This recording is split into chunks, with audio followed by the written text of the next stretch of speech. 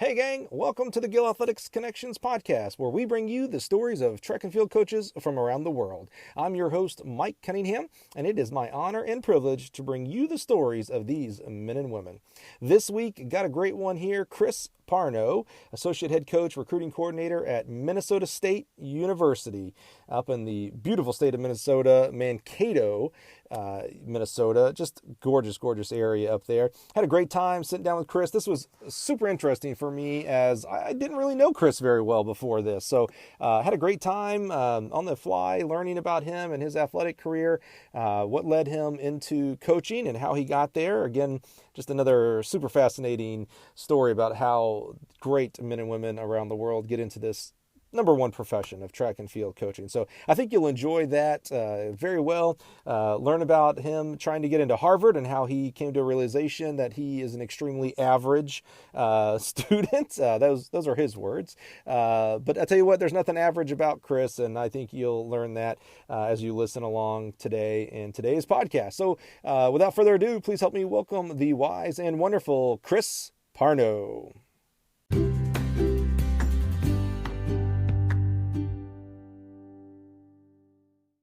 Hey, Chris. Yes.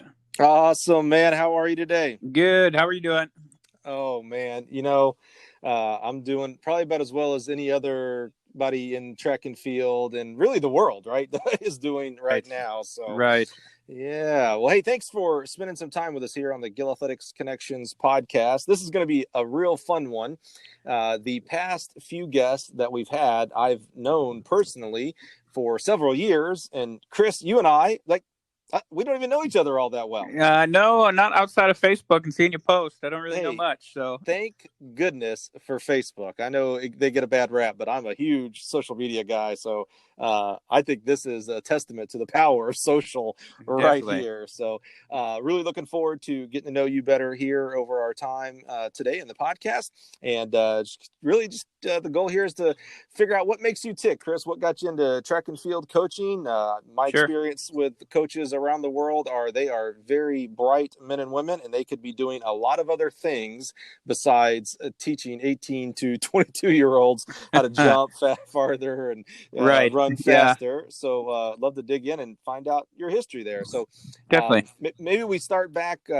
Let's go to the Wayback Machine and let's talk about high school, as I will assume you were a track and field athlete in high school. Yeah, no, I was. I went to River Falls High School over in Wisconsin, so just across the border from Minnesota here. And no, it was definitely one of those things. I saw my sister doing it when I was growing up. She's a couple of years older than I was, and we used to live out in Oregon. So she was doing some middle school track, and I thought that was obviously super cool. I used to high jump onto all sorts of stuff, or at least attempt to. And ended up not being my forte, I can tell you that. But so no, I jumped into it right away. I actually had a bunch of friends that were throwers, so I actually started as a thrower, which was super. I don't really know why. I just kind of jumped in and was hanging around with my friends, and then probably a couple months into the season, we were starting to go to some meets, and our head coach at the time, a great mentor of mine. He basically on the bus yelled that he needed somebody to run the 300 hurdles. And so I was like, well, shoot, if there's a varsity spot there, I'm not making it in the throws, so I might as well start hurdling. And kind of, woke me up a little bit the first time I ever ran 300 hurdles. But heck yeah. It was a good experience. Kind of jumped into that, did a little bit of triple jump and some other jumps. Then I went back to throwing the discus a little bit just because we needed some team points. And that was something I started with. And so that was great. I mean, I worked hard all my years, finally made it to state my senior year. And what event did you make it to state in? Made it in the 300 hurdles. Okay. Wow. So I had a great race at sectionals and got that done. And that's where I ended up actually meeting my college coach, because I wasn't necessarily planning on, I wanted to run track in college, but that wasn't really part of the, college selection process, and so it was my high school coach introduced me to the coach at University of Minnesota up in Duluth, Minnesota, where I went. We talked there, and he said I could have a spot on the team, basically, and that kind of set my plans for that. So, wow. So you were just looking at going to college, and then the opportunity presented itself to maybe actually run in college. Yeah, I guess I kind of got to the point, my junior year was not a bad year. I made it to sections and all that. I just didn't make it to state. And, obviously a lot of the exposure for recruiting is done junior year, Mm-hmm.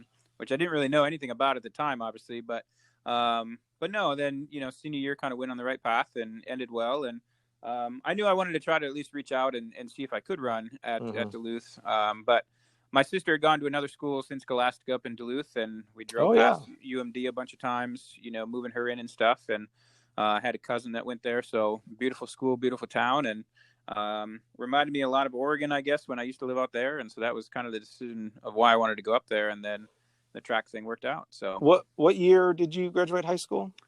so I was 2005 in high school. Okay. I was trying Graduated to then. And get a picture of, because you were talking about the recruiting process, and even back in '05, while the internet was quote unquote everywhere, and really right. cell phones were just starting, social media was just starting, so Yep. I could Yep. see that there would be it's not as easy to get a hold of a college coach as it is today in 2020. No, definitely not. About that. And what part of Oregon did you live in? So we lived in Bend, so right kind of Oh wow. smack dab in the middle. And so my dad had worked for managing shopcos and whatnot growing up, and he kind of got relocated out there. Kind of a promotion set up for him, and I was pretty young. I was in third grade when we moved out there, Wow. or second grade, and so we moved out there. Obviously, it was beautiful. We ended up moving back when I was in middle school, and then he ended up starting to work for Target and still does now in the Twin Cities area. So. And I Um, know you live there, but who's the most famous track athlete from Bend, Oregon? from Bend, Oregon. Yeah. Ashton Eaton. There you go. As I say, I am Yeah, pretty I was gonna sure say that's where. he went to Mountain View High School. Yeah, because I think so. Yeah. my sister used to have meets there. And I Oh actually wow. remember looking back at when I was in high school. I remember looking back at results. Just because that was when like the message boards were wild back then. Mm-hmm. Mm-hmm. I remember looking back at results in Oregon at just hurdlers, and I was like, "Holy crap! Look at this hurdler they have here at Mountain View."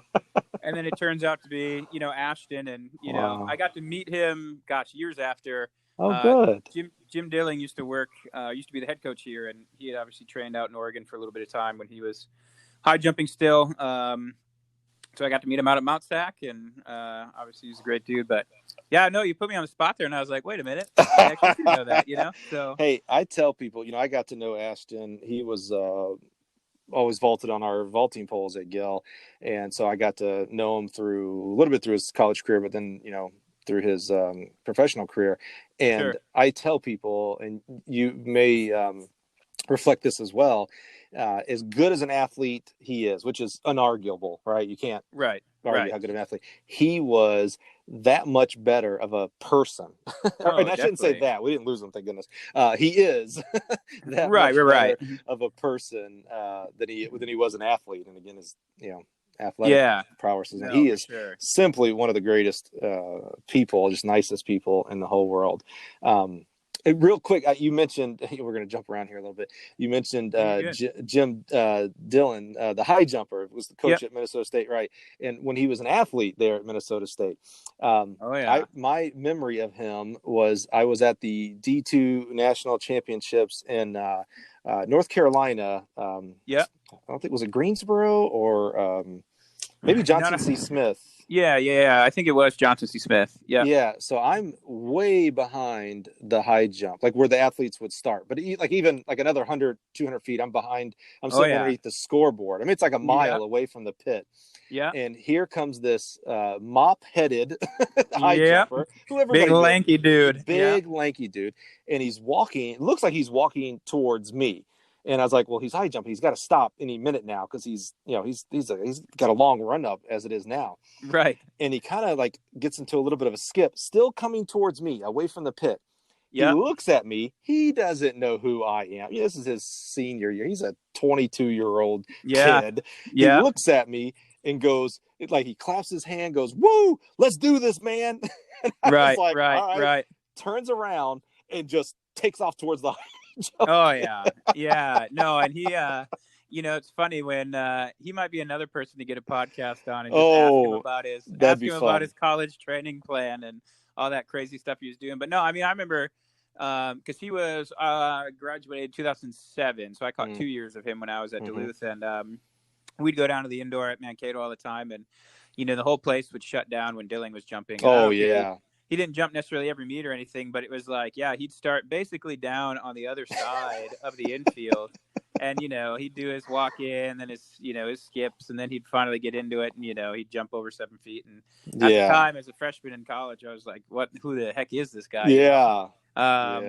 So no, it's kind of crazy how it all worked out, because awesome. I had graduated, and he had spent 4 years at Kansas State, and then was That's right. Yeah. Coach Revelto, and then came back up here and was getting his master's in an assistant, and I was at Augustana at the time as a grad assistant, and so I befriended him, and then it worked out that I got hired here and lived with him, coached with him, all that. So that's cool. Wow. Well, let's hold on. Let's pause there. Yeah, of course. You're at Duluth. Yeah. You're at Duluth, and your high school career actually sounded super interesting. You weren't a hurdler. You were a track athlete. You hurdled. You threw the discus. Did some jumping, high jumping. That's awesome. So did you? Spoiler alert! Were you a decathlete at Duluth? Well, I turned into one. That wasn't the intention. I did all those. I didn't really at the varsity level. I did both hurdles and then threw discus. And then whatever true team meets and stuff, I might have jumped, but I wasn't all that great at the jumping stuff. But no, so I just did that all for points. So I went up there to run the 400 hurdles basically. Oh, okay. And then whatever, it turned into some relays and all that, and then. Our conference at the time, they did it where the conference championship or the multi was 2 weeks before the actual team championship. Oh, good. Yeah. And so since then we've changed that. But so that was the only reason I really honestly got into it. I remember talking to my coach, and, Coach Falkrod, he was, a lot of people in this area know who he was. He was pretty old when I was there. He was 60, 65, 66 probably, kind of on the verge of retirement. And I love the guy, taught me a lot. And I just went to his office. I was like, hey, I want to try the deck. I threw shots and I threw discus in high school, and I jumped. I know a lot of the events, and he just said yes. And, at the time we had a small coaching staff, so I just kind of jumped on and started jumping from event group to event group. And kind of, was this freshman year? No, this was sophomore year when I started. Sophomore. Okay. All right. Yep. Okay. So that was back when we were doing the Pent, before the HEPT was a national event, we were doing the Pent. And so obviously that was a pretty, easy transition. And, so yeah, we just started doing that, and, started learning the pole vault, which was, an adventure within itself, That's a true decathlete speaking right there. Yeah. I kind of had to learn the vault, and, I was pretty good at, running the 4 and pretty good at running the 15, the 1,000. And, so it's just kind of getting the high jump and the pole vault down, kind of the vertical stuff. And so, again, our conference then switched, or the whole nation, I guess, switched to doing the HEPT. And, it's kind of the same story, honestly, as high school. I worked kind of my whole career to get to nationals, and didn't quite make it. I was kind of the first or second one out, I think. We didn't have TFRS really back then. Right. It was kind of the year before TFRS came out. So I think it ended up being like the first or second one out. But it's crazy just how much the multi has pressed from there. Oh, man, it's amazing. And just, scores that I was scoring back then aren't even, in the conversation these days. So, no, I caught it at a good time, and I only did it honestly just because it was, extra team points, and then I could double back and, still running the team championships as well, run the hurdles. So what are you studying through your athletic career there at Duluth? Yeah, so it's crazy. I wanted to be an athletic trainer. Okay. And so I was taking these classes at the high school. We had an awesome training room set up there, and I was taking some, job shadowing, some EMTs, and just whatever, learning all about that kind of side of athletics. And then I went up to orientation, and well, first off, I guess it was, learning more about the Duluth program. And I was like, well, yeah, I definitely want to go up there. They have athletic training. It works out. And so I go up there, and in orientation, the guy's like, just tells me straight to my face. He's like, yeah, you can't do sports and do athletic training. Right.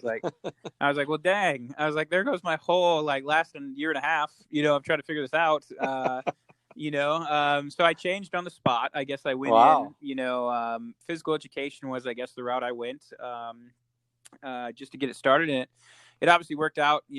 Physical and health education. I spent 5 years there, and that was kind of my path. But no, it's still kind of fun now. I mean, we have a great training setup here now, athletic training setup. But it's still fun taping ankles and, doing Yeah. different tape jobs. And I feel at least somewhat confident in that area for sure. So, Well, it's a great skill for a coach to have. Now, in today's world, we are separating training and coaching more and more. Even definitely. now, there's impetus towards separating the strength and conditioning For from the sure. coaching staff as well. Yeah. But still a great, emergency type thing to have Yeah. just When in we're on the case. spot and we need something Yeah. done. And yeah, it actually, gosh, so we host this big showcase meet here for high schools. It's, 40 plus teams and kind of a varsity level meet. And it's the 6th year doing it. It obviously got canceled this year already, but with the virus stuff. But, I'd planned this all out for like a year, it was in the running and it was going to be an awesome event. And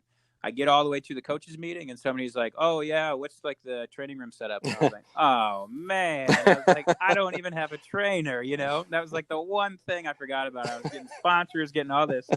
So I sat for an hour or so just taping kids' ankles in what our training room is used for. Oh, wow. Track meets like our storage room, and I was like, "Well, I can get ice for sure." And I was like, we can always dial 911 obviously if there's an emergency. It obviously worked out and there wasn't any issues and we have that corrected from here on out. But so no, it has come back and helped. That's for sure. Awesome. So you end up getting a physical education degree? Yeah. Yep. So I went, it's crazy. I went for 5 years there. I had, a year left of indoor, cause I had redshirted one of my indoors. Oddly enough, I've kind of drummed my whole life and I was on some winter drum lines down in the Twin Cities. So I redshirted an indoor season. So I could do some WGI winter drum line stuff and kind of traveled around during the winter and did that. And so that kind of left me with an extra season my 5th year. And so I went and student taught. I did half of my student teaching in the Twin Cities area in Minneapolis. And then I did the other 8 weeks down in the country of Belize. And so it was kind of crazy. I was training, as much as I could. Right. I'm not a dude that handles heat very well. If you know any other coach that sees me at like national meets outdoors, Is that I'm right? like That's funny. I'm the straw hat guy that's sitting in the shade, But no. So I went down there and we were training as best as we could. I was down there with another buddy, and it worked out that we only had to end up teaching 5 weeks down there, so that we just went traveling through Guatemala and El Salvador and places like that. And that had to be amazing. No, it was awesome. And then I came back and, really had to, put in the work to get back into the shape for the season. But no. And so I finished out my season, kind of had a pretty relaxed last semester there. And then, it was great. It was a great 5 years up there. And it just kind of, after I student taught, I was like, man, I don't know. After the Belize experience, it was a wonderful experience, but the teaching was definitely tough, when you had 50 people in a class and a couple basketballs and you're out in the middle of the 90-degree heat there. So I kind of thought at that point I didn't necessarily want to get into teaching right away, I guess. It was kind of, I'd worked at some summer camps out on the East Coast, 2 or 3 years when I was in college, and I was working in like the rock band and like that kind of section of this camp. And so I got into it's kind of a weird setup. I got into a band out there. We were recording some demos and recording some stuff. And I was like, well, shoot, I'm just going to move out to the East Coast. And I'm just going to live this little like band life for a while I can, it was, what kind of music? It was kind of like a weird indie hipster band at the time. I'm kind of into all sorts of music, but met some cool dudes out there, and we recorded some music, and it was a great fun time. And flew out there a couple times while I was student teaching, and but no. And then obviously, as most bands do, it just wasn't going to work out, and I kind of saw the writing on the wall, and so. I luckily Jim Varenkamp, who's the director of track and field out at Queens in North Carolina, he was at Augustana at the time, and he was a decathlete turned coach at University of South Dakota, who used to be Division II in our conference, and so I kind of befriended him, and he called me up and said, "Hey, if you're interested in getting into coaching," and I had never honestly even thought about it. I guess it was. I didn't know really how to get into it, for one. I didn't know it was really a career that I would even, be interested in at the time. He just said, hey, we have a graduate assistant position down here. So I kind of left him hanging for about a month or so and was trying to figure out what I wanted to do in life. And about 4 months later, I moved down to Sioux Falls, South Dakota, and Jim wasn't even there when I moved into his house because I lived with him. He was gone for the weekend. I was like, man, I'm just kind of, figuring this out one step at a time. But Right. so no, that's kind of how I ended up there. I was kind of all over the place, and then Yeah, ended up getting that GA spot. So that's interesting. I thought it was going to be this standard transition when you said you majored in physical education and you're a track athlete. It's like, oh, okay, well, that's a track coach right there. right, a PE right. major with track coaching, but you still had no real idea at that point on Well, what no, the and it was future one of might those hold. things. Yeah, I mean, it's just one of those things. Like I threw myself into it, and it was like, I remember I won friggin' the PE major of the year at UMD, and I was like, hey, like this is Wow. going to be my career, and I'm going to do this. And then it was like I student taught, and I was like, man, I don't know if I want to do this. And it's not that I didn't like it. It was just like I think it's a little fear of the unknown when you first start doing something. You're like, man, am I going to be good at this? Am I going to make sure all my stuff is under the standards and this and that. And I had a very, very, very good teacher up there. I was very fortunate to be under her, and she kind of set the tone for kind of the meticulous side of being a teacher and coach. It turned out to be. And so, again, I was all about it. We had a great cohort of students up there, but then it just turned into coaching, and now we're here. So you become a graduate assistant. Yeah. At this point, even though you're a graduate assistant, are you at this point like, okay, this is my career path? Or was this just another experience for you? Like, okay, I'll try this. Hey, I'll tell you what. Yeah, another pipe dream came up. Don't worry. I've had a lot of pipe dreams. So, you already it was funny. A rock band. What else can there be? Well, I know, right? So that the first pipe dream was rock band for sure. But no, then so I had a great. I think it was like 8 or 9 different times. I was a teaching assistant for first year experience classes up in Duluth. So they had like a great setup with first year experience. And, I went up the summer before freshman year for an entire week, and they taught us this class, and we had all this great time and fun. And so I just jumped in and had a work study job with them, and it turned into like a pretty, serious part-time job working with that department and working in those classes. And so I always had interest in that. And so I thought I was going to then get a master's degree, and then I was thinking, okay, coaching could be a route. Yes. But then I could also go and try to work in a first year experience department or something like that at a university. So, Varencamp will tell you all the stories. My professor up there that worked there, or that worked with first year experience, she had gone to the Harvard Divinity School. And so she was telling me everything about Harvard, and, she was like, I still have some connections there.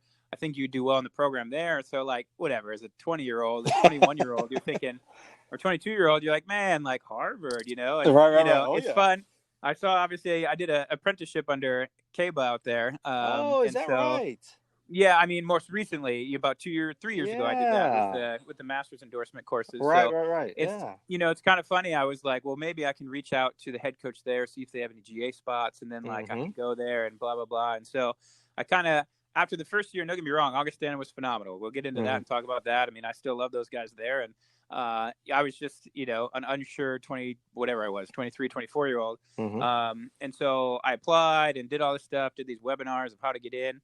I took the GRE, and I was like, holy crap, I am totally average, and so there was like, that died quickly. I paid the $80 to send in my application, and man, I got that denial letter, and I was like, I remember I was sitting next to Varencamp. We were out having lunch somewhere, and I was like, well, Varencamp, you got me for another year. I was like, didn't get in, and he's like, well, I figured. I'm pretty sure he said something on the lines like, well, I figured you weren't, but I was just going to let you go through it, He's like, so yeah, whatever. I've already had it planned. I'm sure Caba will laugh at me at this point, but yeah, the Harvard pipe dream didn't work out at all. But no, so it worked out well. I mean, don't get me wrong. When it was a perfect time when I was at Duluth, Augustana had always been kind of a distance program, and they hadn't necessarily had a bunch of numbers or anything on the track side of things, and it kind of worked out perfect. With Varencamp had gotten hired the year before I got there, and he was recruiting hard, and so they built a nice little track team. They won a national title in cross country when I was there. Wow. So I got to drive the van around for those guys. Very cool. Or actually for the ladies who won, and so that was a really cool experience to be a part of that. And Tracy Hellman, who's the head coach there, who's still the head coach there, He's still a dear friend of mine, and somebody that I always looked up to, and he kind of set the tone for just how to coach and how to lead a program. And obviously, Varian Camp has been a phenomenal resource for me, and we both obviously still stay in good touch. Obviously, both in D2 still, and so it's been a I couldn't ask for, I guess, a better experience. Absolutely. And it set me up perfectly. So that's a it was great area too. I've been up there a couple of times and yeah, been definitely. on campus, and that track kind of I hate to say out in the middle of nowhere, but it's awesome where it is though. To be honest with you, I like that area a lot. No, definitely, it's really cool. There's a lot of cool parts of Sioux Falls, and the university. I kind of just caught it at a good time. It was heading in a great direction, and got to be on some great staffs, and still compete against them now. So it's been a good setup. So you do your GA work there. What do you end up getting your master's in?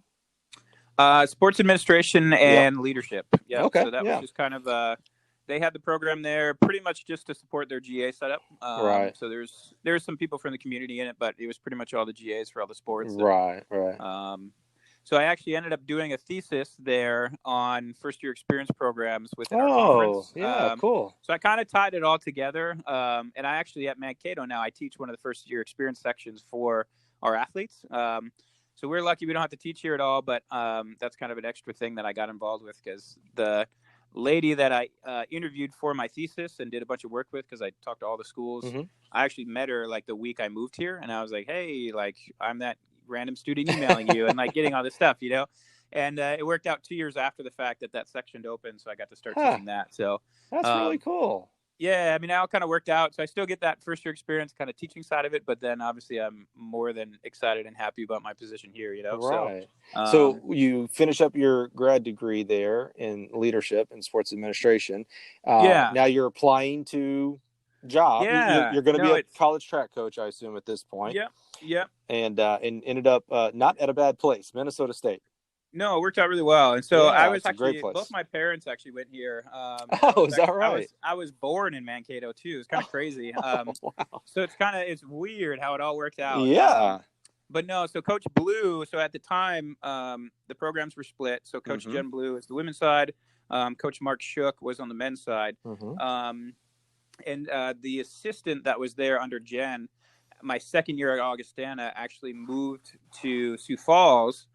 She started working or volunteering at Augustana. So she had left for some kind of personal reasons. She had met a guy and moved over to Sioux Falls. She was college teammates with Varian Camp, so it kind of worked out perfect. Wow. So I got to talking with her, and I was like, hey, your time at Mankato, obviously I knew the athletes you had, and I had competed against them and been around them. And she just kind of let me know that position was going to be back open after the year. And so I was like, well, geez, that would obviously be the one that I would be most interested in. So I kind of got some inside scoop of that.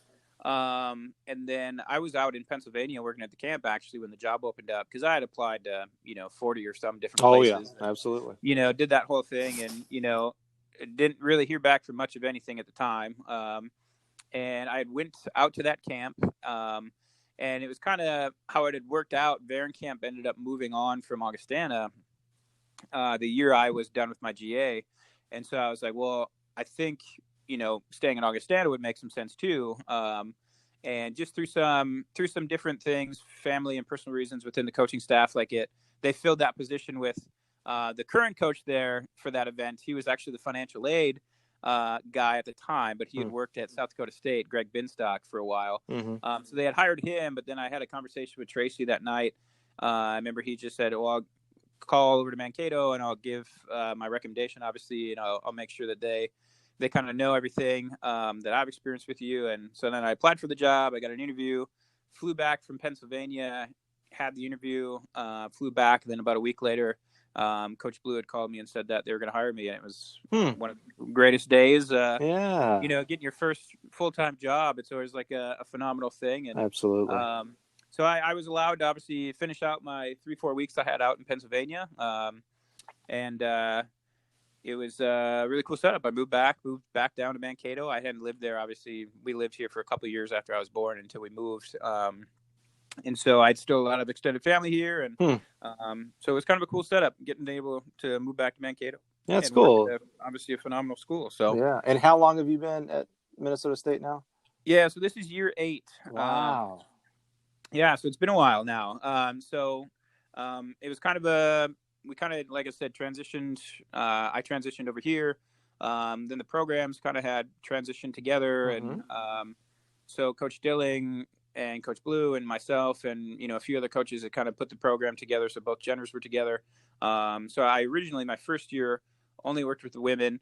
Then the next year was kind of unofficially, I worked with both genders, and then the programs kind of combined from there. And then I was working with both genders from there on out. So What do you prefer? It seems like most schools are going towards the combined staffs. yeah, I've worked on both. When I was coaching, when I was at Ball State, it was split, and I was only on the women's side.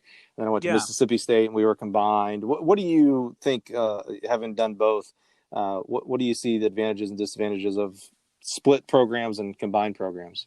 Yeah, for me, it was always, at the time, for me, I was kind of building up my women's sprint group, and the men's group were just starting to graduate some of the good sprinters that they had.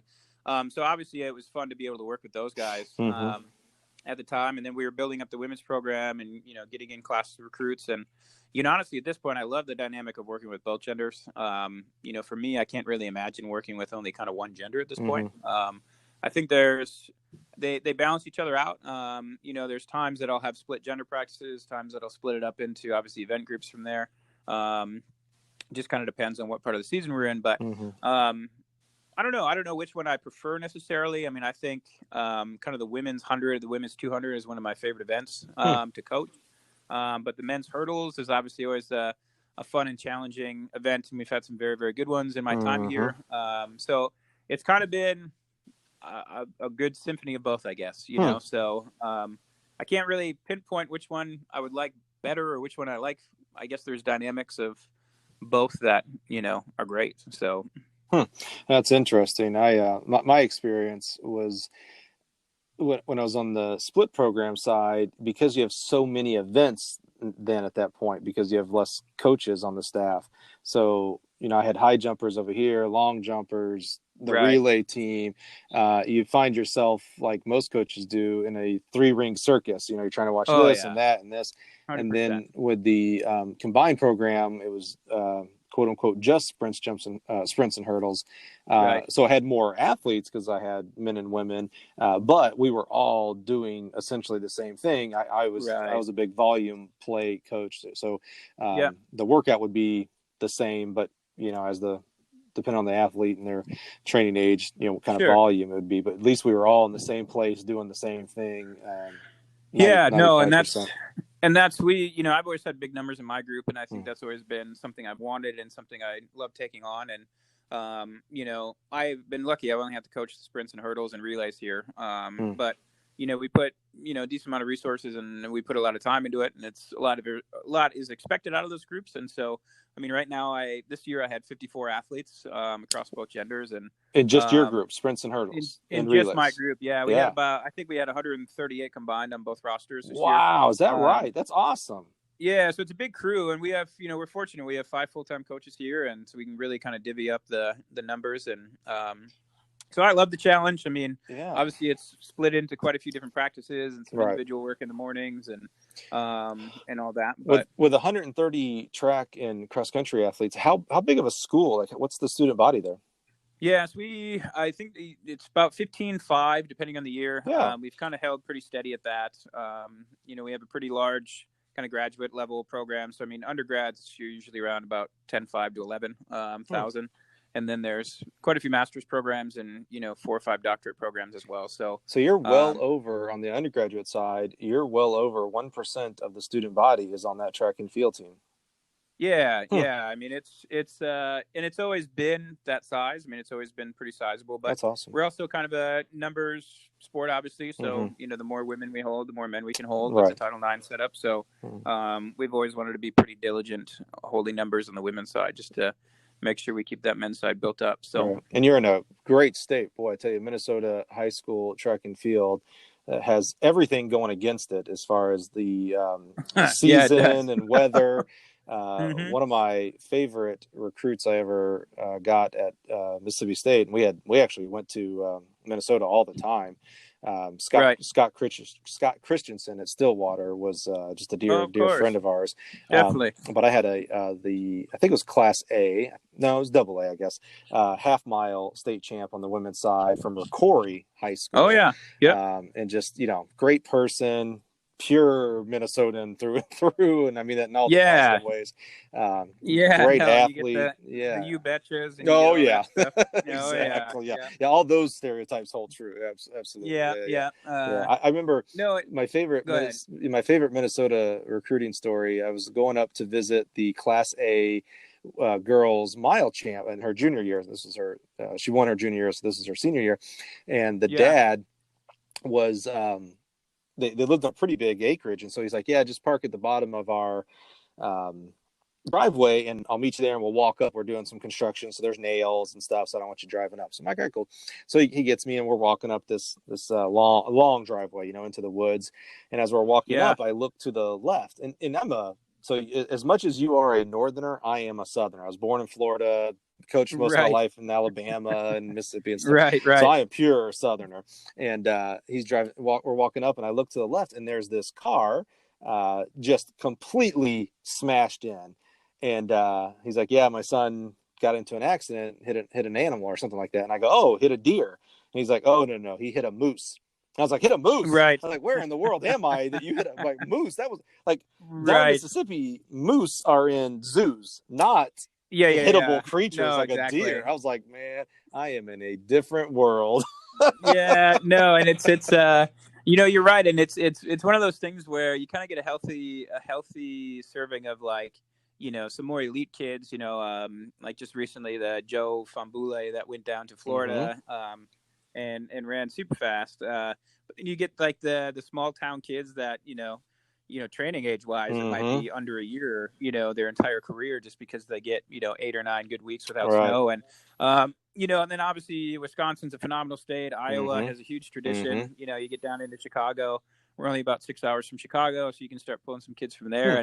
And honestly, we've had a phenomenal junior college relationship set up. I mean, obviously Iowa Central, Iowa Western, you got Barton, you got Nyack, you got all those schools in that area. Indian Hills now making a good push. And so I have actually tried to transplant as many of our athletes at those schools coaching as we possibly can now, just so we can get some more recruiting from it. So it's worked out really well for us. So we do a lot of recruiting in this area, but we've had our kids from Florida, California, all over. Is that right? Most of them come through junior colleges, though. Right.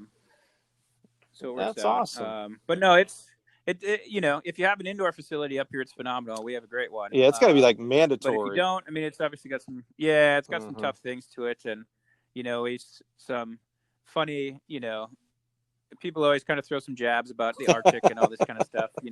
I'll throw out Coach Mont Johnson out at Johnson C. Smith. Used to work at Parkside in Wisconsin, and he's always cracking jokes about how cold it is up here. I just don't. Well, I can. We had nationals down at J.C. Smith or Johnson C. Smith 2 years ago, and it was ungodly I heard that was hot. amazingly I mean, it was hot. just. I mean, nothing. I don't know how people are wearing jeans and stuff down there. I was like, man, I can't have short enough shorts at this point, But so yeah, to each their own, I guess. When it comes down to it, but I definitely don't mind cold weather. You said Mont Johnson was cracking jokes about the weather and all that. You could have just stopped at cracking jokes. You could have put a period right there. I've known Mont for a long time. One of the funniest guys. Oh yeah. To be honest with you, I love him to death. He is awesome. Yeah, I remember hearing about the weather that championship because I was in Sacramento for the regionals and it was boiling out there, but it's different down south. And, Sacramento is west, of course, but in that North Carolina region, you start getting some of the humidity at that point. It is a different heat. Oh, it is. And the only place they had that was air conditioned was like the gym. So you had to kind of walk up the hill a little bit to get to the gym. And then you couldn't see anything on the track side of things, obviously, at that point. So, just kind of one of those deals. He loves it out there. Nothing against the school, nothing against the area, but my goodness, you couldn't catch me out there any other day. That's for sure. So you guys there, Minnesota State, it's a little bit. I don't want to under or overplay this and say a hidden gem. I mean, you guys have had so much success. People definitely know about Minnesota State track and field. But what's been kind of the you guys have been consistent. You always have good teams and of course pop up with great teams. What's Yeah. been kind of the recipe there, being in the Arctic of Minnesota? Yeah, no, I mean, I think it's, you kind of get a lot of the great things. You have 160 different academic options for Wow. one. So, I mean, really anything. I fell into it one time. This kid in Iowa, he wanted to do mortuary science. He wanted to take over his funeral home. And I was like, man, you might have screwed me on this one. I'm not 100% sure. And I went and looked and researched, and we had a mortuary science Wow. program. And I was like, man, like, look at that, Huh. He ended up not going. He ended up going to a tech Okay. school for it and everything. And that was fine. But yeah, I mean, you have a lot of programs, which helps. I mean, it's been very, very Mm-hmm. affordable as well. I mean, that's in this day and age. I mean, affordability of school is huge. It's been well funded. I think that's always something that is big, and they've made a dedication to facilities, and that's probably the number You one do thing. have an excellent indoor facility. I haven't seen the Yeah, outdoors, so it may no, be and great. it's But I have been. I was up there for nationals one year. That is a really, yeah, really yep. nice indoor facility. Well, and it just was all redone this last year, Oh, so it's brand new awesome! Mondo floor Yeah, now. Brand new floor, brand new paint, that's brand new cool. graphics, kind of just a whole new, brand new throws cage. I mean, awesome Great. setup. So, and then we have the outdoor track. It's a nice Mondo track across the street from that. I mean, it's a beautiful track for when we are outdoors. I mean, the campus is pretty unique. It's all kind of connected through tunnels and skyways and hallways, and so you never really have to go outside too often if it's Right. super cold out. And then, it's all pretty relatively new. The campus in the last 50 years shifted from being down the hill to up on top of the hill. So it's a larger campus, but it's all kind of relatively new. So the campus has been around since 1868, I believe it Wow. was. So it's a pretty old university, but the buildings, when you walk around, look all brand new because it's moved up. Right. The campus has kind of shifted. I So, assume. so there's a lot of appeal I to it, assume because it used to be known as Mankato State, correct? I Yep. assume it started because you said it started back in the 1800s. That it started out as a teachers' college, probably back in the day. Yeah, Yep. that's Yep. the way. Yeah, it was the Mankato Yeah, Teachers yeah. College. Yep. I graduated from Troy University, which was Troy State when I went there, and I think its Sure. first name was Troy Normal School or something like that, and then Okay. Teachers College. Yeah. Yeah, Yep. that's how a lot of the schools Yep. Yep. started back in the day. That's interesting. No, it's cool. So when you drive down the hills now, because it's all up on a hill and there's multiple hills that kind of take you downtown, you can kind of see all the old campus buildings. They're all apartment complexes now, and then you see all the old pictures of it and whatnot. And so no, it's cool. It's a cool setup. And so, sure. how I saw on your bio, you're the recruiting coordinator. And so, how does that play with the rest of your coaching staff? How do you coordinate that with them and help that lead that to success? Yeah, so I guess when I first got there, that was my big ploy, my big thing with, convincing them to hire me. It was, hey, I'm going to hit the ground running. I definitely want to recruit. I mean, that was something that I loved. I think when I was in college, we had a little bit older coaching staff. It was pretty limited. Our head coach, Falkrod, he was also a chemistry professor.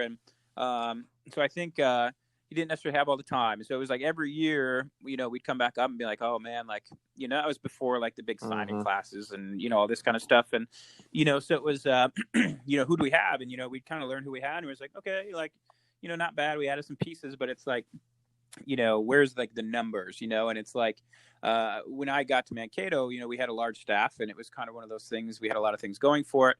And it was always one of those deals that it's like, let's make facilities videos. Let's make all these things that we're going to send out and let's just get the word out. And I think it was just initially I kind of got that, I guess, added to my title just because it was one of the things that we were already doing and I was kind of helping the other event areas do it. So now it's, with all of our full times, it's still, now we're all obviously doing some sort of aspect of that within our own event groups, but then it's, helping set up visits and helping set up just different things, getting kids flown in and getting initial lists going and all the social media stuff. I mean, that was a big thing, kind of making that push and starting that. And so, no, I mean, it's balanced out pretty well. We do a lot of that as we obviously go and definitely have an understanding wife that sometimes in the evenings it has to happen.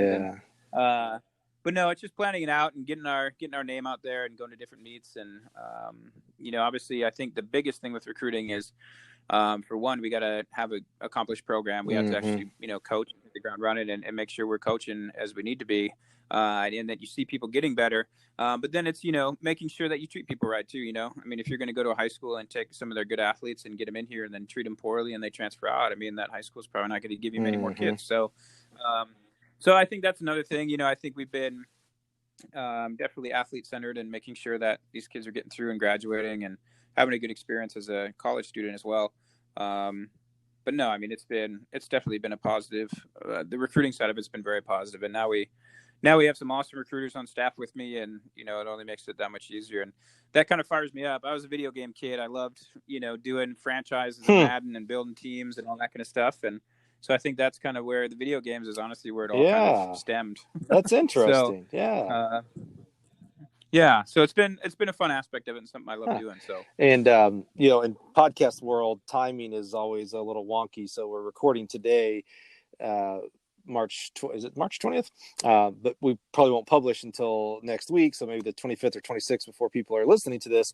But today we found out you were walk me through it. You were nominated, or you are the Mid-Central coach? No, just nominated. Okay. So they have the finalists out for the National Assistant Coach of the Year. Well, National Athletes, National. Obviously, this year's a little bit different, not having the meet. We went in. The women were ranked 7th, men were ranked 12th. Oh man. So obviously, we were bummed. We had 18 athletes there and had some really highly ranked kids and. Couple kids ranked number 1, a couple kids ranked 2. So we were going to have some good stuff, but obviously those awards, the national awards, I've been fortunate to win 7 of the regional awards. Wow. Is that right? Over my year. Yeah. I mean, that's just we've had some great kids and, you have some great regionally ranked teams, and that's what those awards are for. And then, the nationally ranked ones, you got to have some high national kids. And, no, I was kind of surprised because honestly, I didn't get any of the regional awards this year, and it was just like, okay, the national awards, they're kind of doing this thing, voted off. I would assume national rankings, and then my name came out, or my head coach was like, "Hey, your name is on that." I was like, "Interesting." I thought it was only the regional award winners that would be put on that ballot, and then they must have placed some other ones in there. And I feel like I try to be as nice to as many people as I can, so people should at least hopefully know what my name is or who I am, I guess, hopefully. But no, it's obviously pretty humbling. And, I think it's just a testament to, we had some really fast kids this year, and we were really fortunate with some of the recruits we got this last year out of that Milwaukee area. And so, I mean, it's been a great year, and I was hoping to finish it off with a bang there at Indoor Nationals, and unfortunately it got canceled. So walk me through that a little bit. We haven't actually discussed, you were down in Birmingham. So we flew down. So my favorite facility in the whole world, because I'm from Alabama. So I love the Crossplex very, very much. So you're down there. Obviously, things are changing every 5 minutes, but as you get into Wednesday, the meet's still going to happen on Friday, and you start doing packet pickups and stuff. Walk me through the mood and how it went down, and how did you break it to the team, and how did they react? Yeah, so I guess it wasn't even really a thought, I guess, so we got down there on Wednesday. We practiced that night. We had flown in around like 2 or 3, so we went to practice right away, kind of just do a little shakeout type deal. And in the hotel that night, we had our meeting and talking about kind of the schedule for the next day. So we go and practice the next day in the morning. And then, they had the coaches meeting, and they were just kind of like, okay, there's going to be, limited people that are going to be allowed in the facility. And we had heard that wrestling and basketball were letting people bring in 6 people from their family, and there were going to be wristbands. I was like, all right, that's fine. I mean, there's not an abundance of, a crazy amount of fans from the community necessarily at a national track meet. So I was fine with it, whatever. And then they came down and no family was going to be allowed. How was this communicated to you guys? It was pretty much just to the head coaches, I believe. Through email. Okay, that's what I was wondering, how the communication process goes. Okay. Yeah, it was kind of ongoing, I guess, through email. And then obviously the Rudy Gobert thing happened with the NBA, and then it was like, man, this thing's kind of getting a little crazy. And then so we had practiced, and then they had the coaches meeting, and everything was still fine. They just weren't going to let anybody in outside of the teams, and they were real serious about, hey, you can't give wristbands away or anything like that. And I was, whatever, coaching credentials to anybody. So at that point, not a blink in my eye. I was just, somebody at one of the other coaches, I was talking to him, and he was like, "Well, you think we're going to have it?" And I was like, "Well, yeah. I mean, we We're already here. here, like, it starts tomorrow, so hopefully." And then, we got back to the hotel, and one of my athletes had texted me or called me, and she's like, "Hey, is it true the meet got canceled?" And I was like, "Where'd you hear that from?" And she's like, "Well, one of the other coaches called one of our other kids." And I was like, "Well, don't listen to anybody until we tell you, And then Coach Turgeon, our head coach, called us into his room, and he's like, "Yeah, they're canceling it." And I was like, "Oh my Just god!" he called just the coaches in, or the whole team? Okay. Just the coaches, just the coaches. And so then it was like instantly like, okay, you call Enterprise, you call the airport, you call this, right. You had to get into action to now get home. Well, yeah, because we were trying to turn it. I mean, we're definitely a program. If we're not going to be there, let's turn around, let's get home, And so I know some programs stayed down there, and that's just not something we want to do. And so, we called everybody down, then group text, and group text everybody down to the lobby of the hotel. We were in this nice Westin, and there's embassy, and there's a big area down there. And I get out the hotel. I'm on hold with Delta, and all our athletes are crying. The seniors are crying, and I was like, "Oh, this is awkward." Because then we had to get in the hotel. We got in the elevator with them, and they all knew obviously, but we weren't telling them yet. Man. And so it's kind of a weird deal there. So then everybody finally got down, and we told them, and it was just kind of like, man, everybody was obviously super frustrated. And how many seniors did you have there? Well, we had probably 4 or 5. Devastating. So, and a lot of them, it was their first time ever at nationals too. Right. It's kind of one of those real rough things. And so I kind of felt bad looking back at it, because I didn't really have much time to even talk or console them, because I was on the phone trying to get us out of there, and we had 23 people in the travel party. And so, and the worst thing was, I was like, our plan was just, we were going to drive to Atlanta no matter what, because we knew flights were going to be easier out of Atlanta. So we were going to drive anyway. So it was like, we told them this, we're like, everybody pack your bags. Like, we're going to take off. We're going to leave. This was Thursday night still. Yeah. This was still Thursday. And so we got flights, ended up getting flights, we had to kind of split the group. 18 went out of Birmingham, and then, we had a group drive over to Atlanta and meet us. And then, we all took a flight back to Atlanta. We got into the Twin Cities around 12, around 11:30. Got some carbs, drove the hour and a half back down to Mankato, and that was it. And what's it been like now? This is the first full week of the new world as we know it for now. How's it been amongst the coaching staff? Do you still getting questions from the parents, from recruits? What's going on now? It wasn't. I think since it's so nationwide, we're not getting anything really from parents necessarily. We didn't even get a whole lot from the athletes really, because it was just, it was all out there. It was out on.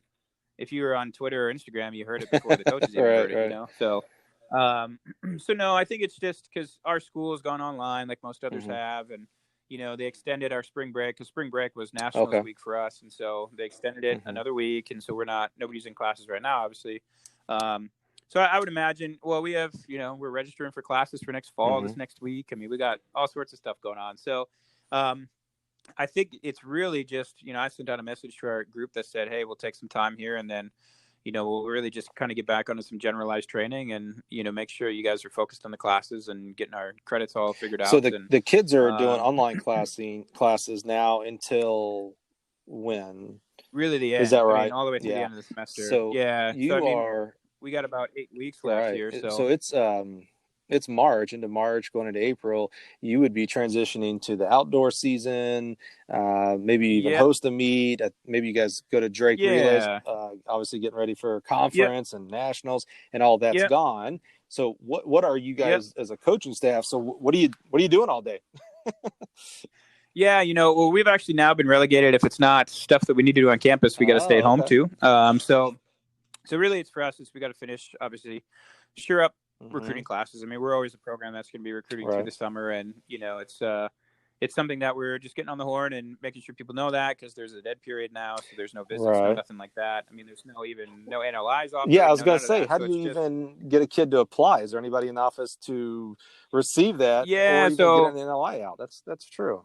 Yeah, I mean, so we're lucky, big enough school that, our admissions department is kind of doing the Zoom thing and doing all online stuff. And so a lot of our kids have already, I mean, I'm just getting emails, obviously, from kids all the Mm-hmm. time now, hey, I'm interested in the program, this and that. So it's, going through the steps and getting them to apply, and, they're being pretty diligent with staying on top of the Good. applications here at MSU.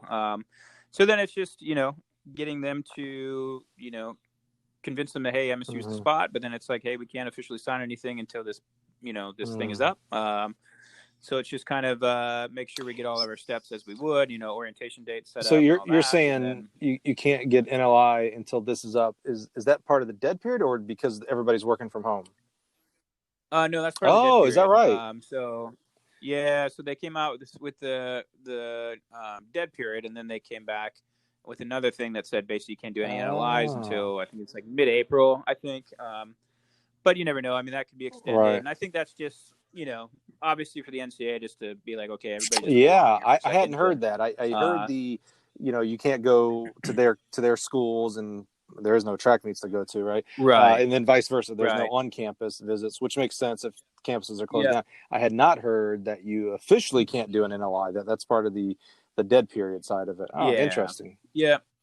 So there's some other ways. Obviously, there's some other ways with institutional letters or whatever your conference really allows and all that. So we're just kind of learning all that and going through that. But I mean, we had a lot of people sign. Don't get me wrong, but it's just we're always looking for those final pieces and transfers and all that kind of stuff too. So as everybody is, and we're all it's really that, and we're all still waiting with bated breath on what the NCAA comes down with for the senior or any, not just the seniors, but obviously affects them, but on the 5th year, 6th year, extra year of eligibility decision, and how that's going to be the administration of that as well, which is going to be tough no matter what they do, I would imagine, because you've got kids that are on scholarship but not on full rides, and so even if they do get another year, are they going to have to do they're still going to pay the rest of it out of pocket, or more student loans or something like that? Yeah. It's not just a simple answer. No, and we're fortunate to have a pretty robust grad school set up here, and so some of those kids might have already been staying around for grad school, and so it's just it's just kind of individual cases, calling all those kids and just figuring out, hey, what are the chances, if this comes down and you get this season back, as they've already kind of granted the outdoor, obviously, but just what are the odds? What are your options? What are your odds? All this kind of stuff. So I think we'll be able to get, a good number of those kids back for another year. And are you guys, so that's the kid side, which is, number one, the people side of it. So the athletes themselves. What, as a coaching staff, have you guys started? And it may be too early. This is literally one week from now, we're supposed to be starting to meet. Right. It's still very, very fresh. But have you guys started moving on planning for 21? So what's your schedule going to look like and things like that? Yeah, we've kind of initially talked. I mean, we had to cancel obviously all of our high school meets, and that kind of is a big part of what we do in the spring, obviously. But yeah, I mean, we've already talked a little bit about next year, and our indoor schedule stays pretty similar every year because we host a lot. Yeah, sure. And so we've kind of cemented that kind of year to year, and then it's just talking mostly about how we're going to advise everybody, and get them through their classes, help them through the advisement, and obviously everything's moving online. So, make sure that people are aware of that if they didn't have any online classes before, making sure they're aware of how all that works. And just a lot of pieces, but, just kind of take it day by day. I mean, is what it is. So. And obviously everything that's going on is extremely unprecedented. We've, especially in our lifetimes, we've never had anything even remotely close to this impact on not just athletics, which obviously are an important part of our lives, but school itself and the world. Everything's I'd say everything's closing down, but it feels like everything's closing down for a while. I'll tell you, and one of the things that I've learned through 10 years of collegiate coaching, and then as the national sales manager here at Gill Athletics, so working with leaders such as yourself around the country, is in tough times, we have to have tough leaders. And what I really hear from you, and knowing some of your other members of your coaching staff as well for quite a while, you guys are, the school is very lucky, and the program is very lucky to have you guys. You're navigating blind because it's so unprecedented, but the good news is you're navigating. You're taking action. You're working hard to figure out what the right path is going to look like for the team.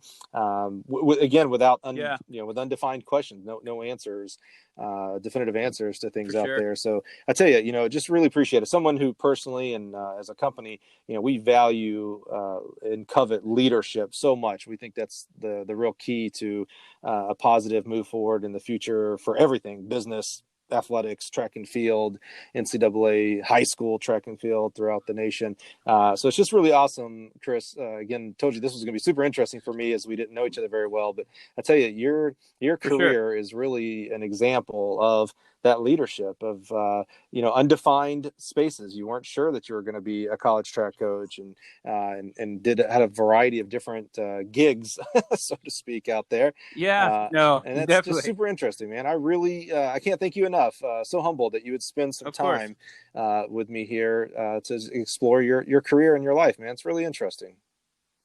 No, awesome. And I appreciate the opportunity. And I think it's just, I think it's cool to get on and do these things and kind of explore it a little bit. And I guess, some of the big messages that we try to press for our kids is just kind of, especially now, is just kind of take it day by day and, put full effort into everything that we're doing. And, if you're going to do something, you jump right in and do as much as you can with it, so no, like I said, this has been cool for me. First podcast I've ever done in my Yeah. Well, life. here's So, what's going to be interesting. So I hope, who knows what tomorrow's going to bring. We had a great lesson in that last week, yeah, right? But I hope that we're doing this podcast for the next 10, 20, 30 years for a guy yeah, like you, who's really 8 years, maybe 10, if you want to count grad work in there, right? Of coaching. It's going to be sure. super interesting to follow along in your coaching career. I have a feeling that we're Yeah. going to be talking again and sharing more great experiences and in leadership of athletes around the country with you, Chris. Hey, I tell you what, there's never a dull moment in Mankato. I can tell you that. Well, it's So, beautiful, and I can't wait to get back up there one day, man. That's for sure. That's for sure.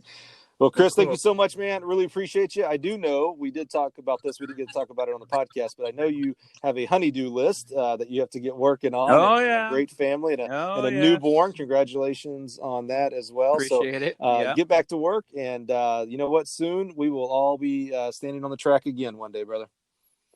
Yes, sir. Thank.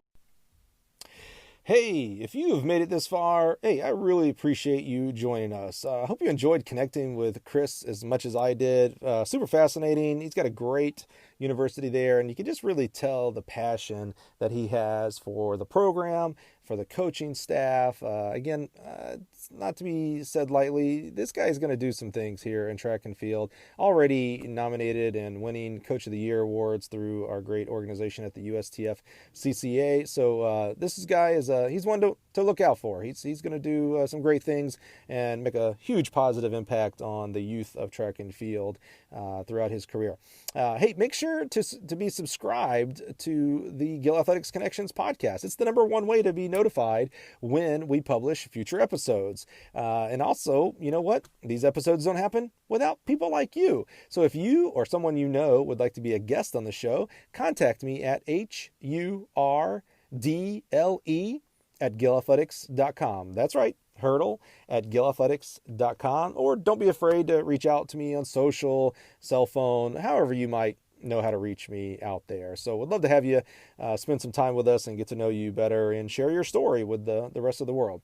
In the meantime, until you are on the podcast, certainly hope you feel led to share this podcast on your social media network of choice. We also have, at this point, 5 people who have rated us 5 stars on the Apple Podcast app. That's so cool, man. Really thank you for that feedback of value that this podcast is bringing you. Join us next time when we once again connect you with another great track and field coach. See ya.